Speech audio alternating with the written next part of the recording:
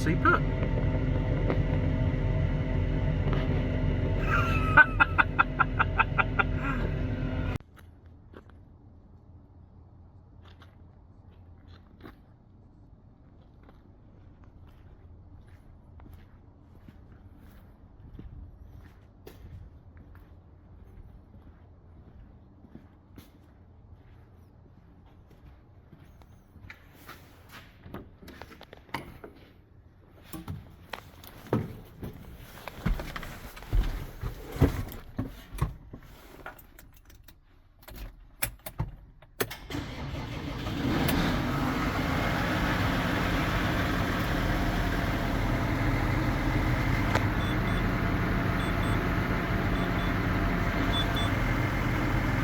That's better.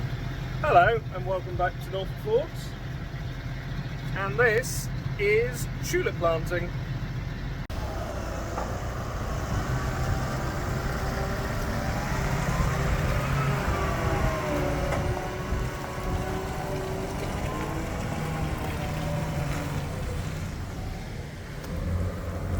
Morning.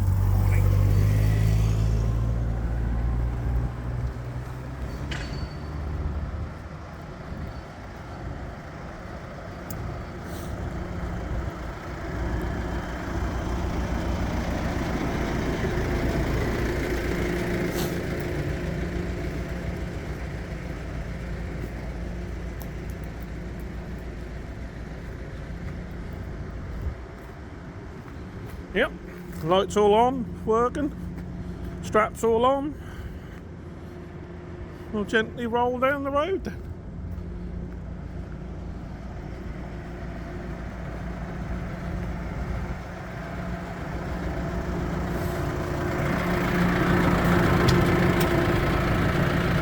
Got me dinner tin. That's the important bit. Oh. Let's get going. So we are now in the big lay-by the other side of the Hardwick, and for starters it is now 6:30. It's a nice early start. I've seen the stars, sun's now coming up, and my god, there's a lot of traffic when you get up this time of the morning, but it's nice and peaceful really. So let's start again. What have we got on the trailer? We have got all these lovely tulip bulbs. So when we let all the traffic by, we shall carry on over to the field. So we've already had a week's worth of planting. The team was a man down. It was me. And everything's been going on pretty smoothly. Simon's now head of planting, so I hear he's been getting on quite well. So that's going to be really good to get up the field and actually see what's been happening. Bugger me, Dad's just overtook me. You rotten bugger. Right, we're in the next lay-by. Plenty of cars again. I have leapfrogged Dad. Hopefully he's not going to catch me up too soon. But yeah, I'm going to quickly check the ratchet straps are holding. It's always good to check.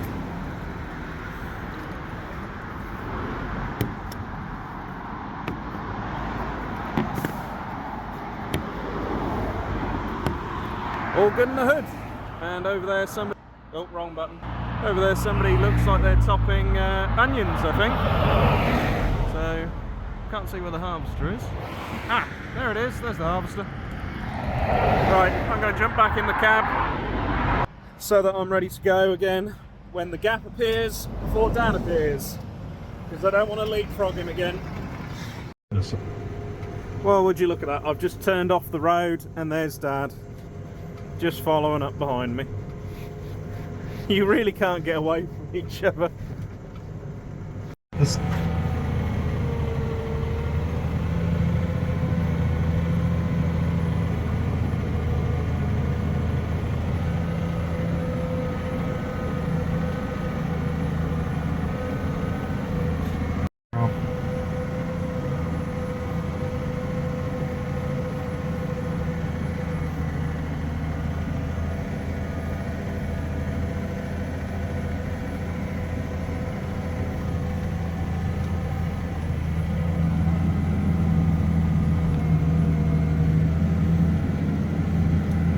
changing the net. For those of you who do not know and are new to the channel, we are planting tulips today, and the very special big blue and green machine over there is our all-in-one planter system. So Simon over there driving it will take a box on the front pallets, and we're about to see that he'll tip that in that top hopper.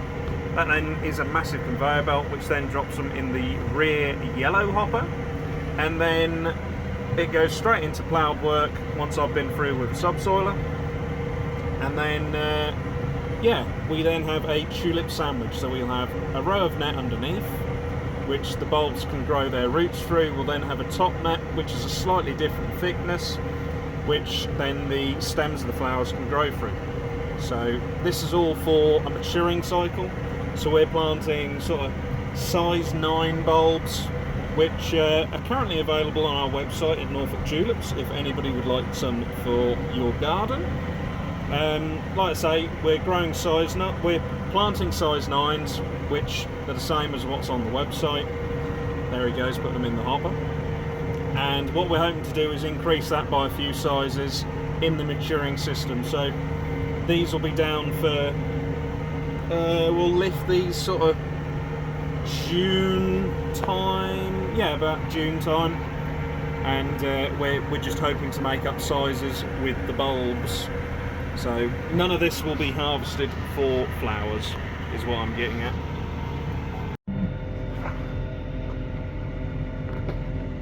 What's he put?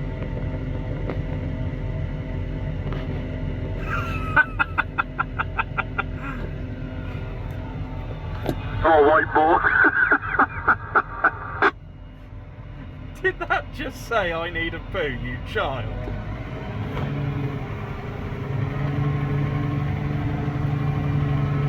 My farts are fucking vicious this morning.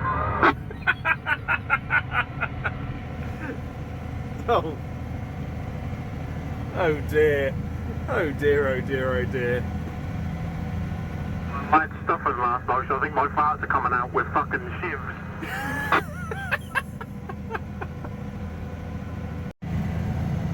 So here we have a better angle so you can kind of see what's going on with the tulip planter. You can see the big hopper quite nicely. Simon's waving at us. Say hello, ladies and gentlemen, to Simon, our marvellous tractor driver. We've obviously got the tracks as well, which are new to us a couple of years back. We've had quite a lot of maintenance this year on it. They've been quite expensive to run, really. Anybody who runs tracks, I'm sure, is aware. But by God, they've been worth it, because we have planted in previous years with these tracks in conditions that you wouldn't go near with a row crop. Because we're doing bed work, everything has to be done with a slim track or a row crop, and without them tracks, last year would have been a complete disaster. Last year, for a lot of farms, was quite hard work. It was one of the wettest years we've had. I think it was the wettest February for something like 200 years, so you get what I mean. Last year was incredibly wet, but October, November last year when we were trying to plant, I think we had an entire month where we didn't plant anything because it was just that wet. But without the tracks, we would have seriously lost out. And in fact, in Holland, there are farms that have lost quite a lot of bulbs because the fields are just flooded out. Which, without sounding like I'm gloating a little bit, they've reclaimed a lot more land than we have.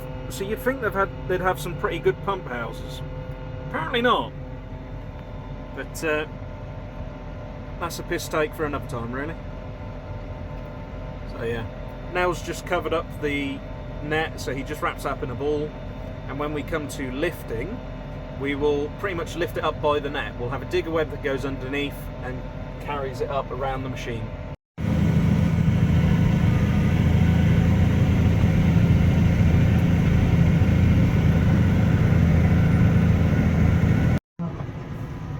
Dad's now heading off back to the yard to go and collect some more bulbs, because we do go through it at quite a rate. I can't remember off the top of my head how many per metre type thing. I think we're something like 180 bulbs per metre, and in a box you'll have a couple of thousand, something along them lines. It's insane. That's why Simon has to have the hopper on top of the planter because you just got to keep the greedy baby fed. Well, we've got a second, I will just show you. These are the knock-off points for the Cumberland plough we use. So obviously Dad's gone away now, so I've got to cover that as well. So you put the punch in the back there and you knock it down, they push out, and you go get a new one. I think these are part worn slightly. That's what we got, so that's what we'll roll with. So put the fat edge that way around. As you can see, we've worn the holder of this down a little bit. We should have probably changed these a day or two ago. Ooh, it's quite hard to film this and do it at the same time. I should have brought the GoPro today. We'll swap hands. Sorry everybody, I'm not a cameraman.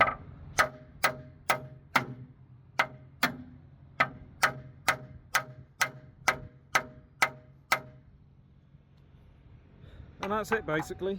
So now when we set in, the plough is going to, obviously that's your digging in point, the soil is just going to compress that and keep that in there tight. So yeah, when you can see how much metal has worn off as a comparison, it's definitely worth keeping an eye on. Jesus, that has definitely had the best out of that. We should have changed that sooner. We'll have to change them points maybe over Christmas, because that's not a lot of metal now holding that edge. So we'll keep an eye. In the toolbox I found a pair of brand new ones, so I've already put one on the front furrow, so this other one is also going on the front furrow. Just makes the most sense when I've got a little pair. We're now in the other T7. We are plowing.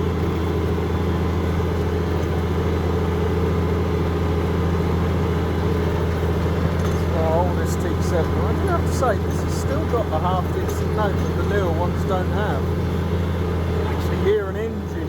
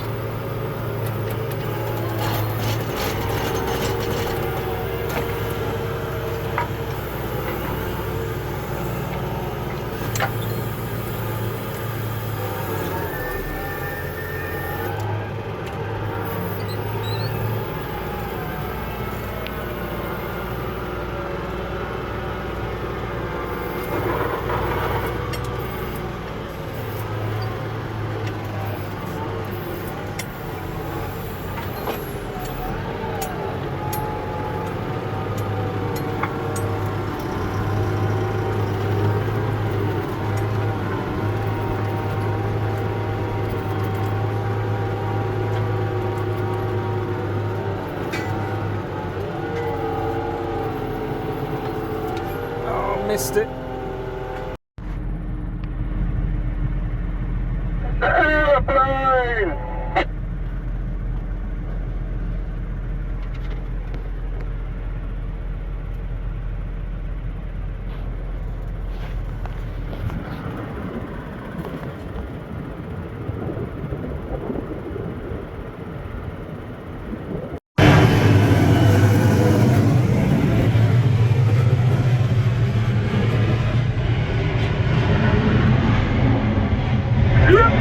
I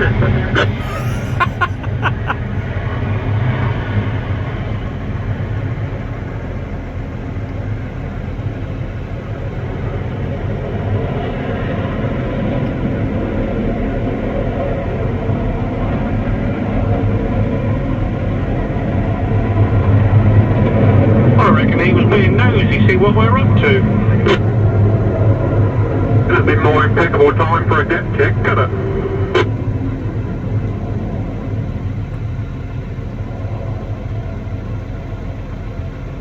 I think I just lost my eardrums.